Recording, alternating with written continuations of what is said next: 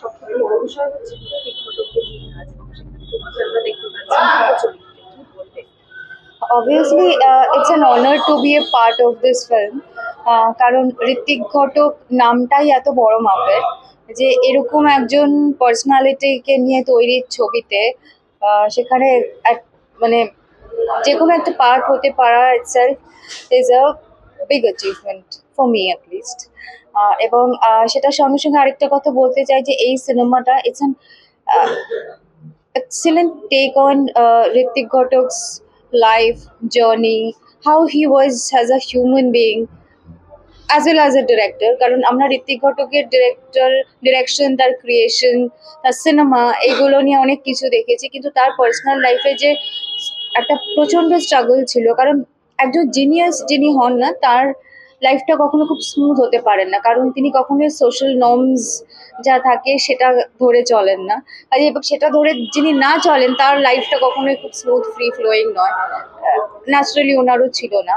এবং ওনার সঙ্গে সঙ্গে যেসব মানুষগুলো খুব ক্লোজলি ওনার সঙ্গে ছিলেন বা থেকেছেন, তাদের জীবনটাও কোনো না কোনোভাবে ওনার স্ট্রাগলের একটা পার্ট হয়ে যায়, সেটা চাইতে বা না চাইতেও।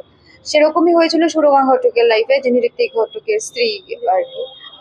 এবং তিনি নিজে ভীষণ একজন শিক্ষিত মহিলা ছিলেন এবং পড়িয়েছেন, উনি স্কুলে পড়িয়েছেন, কলেজে পড়িয়েছেন, তিনি থিয়েটার করতেন এবং তিনি রাজনীতির সঙ্গে একটা সময় যুক্ত ছিলেন। খুবই স্ট্রং পার্সোনালিটির একজন মহিলা, এবং সেই মহিলা সামহাউ তার সমস্ত নিজের সত্তাটা কোথাও একটা পেছনে সরিয়ে রেখে পুরোটাই তার জীবন এবং তার সমস্ত কিছু এই মানুষটির জন্য তিনি স্যাক্রিফাইস করেছেন। তো সেটা আমার মনে হয় যে একজন মানুষ যিনি ছোটবেলা থেকে খুব পড়াশোনা করে, এবং তার তো নিশ্চয়ই নিজস্ব কিছু তার ড্রিমস এবং স্বপ্ন ছিল, সেটাকে সরিয়ে দিয়ে যখন আরেকজন মানুষের জন্য সম্পূর্ণ কেউ নিজের জীবনটা স্যাক্রিফাইস করে দেয়, যেভাবেই হোক না কেন সেটাও কিন্তু কম বড় অ্যাচিভমেন্ট নয়।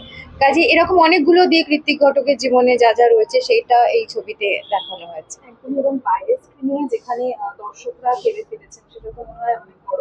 আমি নিজেই ডাবিং করতে করতে মানে মাই আইজ গট ময়েস্ট আর কি। আমি তো তাও তো বিটস এন্ড পিসেসে তখন দেখেছি ছবিটা। সো হ্যাঁ, মানে কি হয় না, কোথাও একটা মানে ওনার জীবনে যে যে ঘটনা এবং যে যে যা যা মানে স্ট্রাগল বা মানে একটা নিজের সঙ্গেও তো একটা ব্যাটল ওনার চলতে গেছে, ওগুলো এত বেশি হার্ড হিটিং যে মানে ওগুলো কোথাও না কোথাও মানুষকে একটা ধাক্কা দেয়।